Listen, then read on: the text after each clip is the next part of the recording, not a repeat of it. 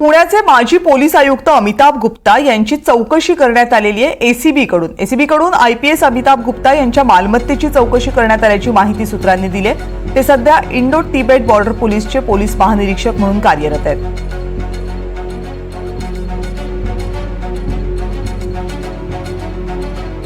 अमिताभ गुप्ता हे पुण्याचे पोलीस आयुक्त म्हणून कार्यरत होते। त्या काळामधली कदाचित ही केस असावी। अमिताभ गुप्ता यांची चौकशी एसीबी अँटी करप्शन ब्युरोकडून केली जाते। अमिताभ गुप्ता यांच्याकडे किती मालमत्ता आहे या संदर्भातली प्रामुख्याने ही चौकशी आहे।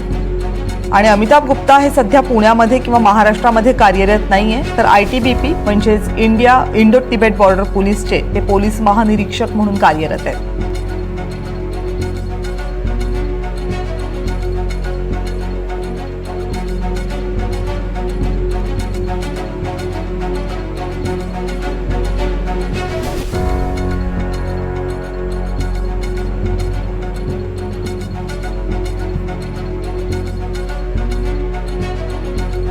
रेवती हिंगवे आपल्या प्रतिनिधी या संदर्भात आणखी माहिती देतील। रेवती, नक्कीच कविता, आपण बघतोय की आता पुणे पोलीसचे जे माजी आयुक्त आहेत अमिताभ गुप्ता त्यांच्यावरती एसीबी कडून कारवाई करण्यात आलेली आहे। खरं तर ही कारवाई अँटी करप्शन ब्युरो यांच्याकडून आज पूर्ण झालेली आहे।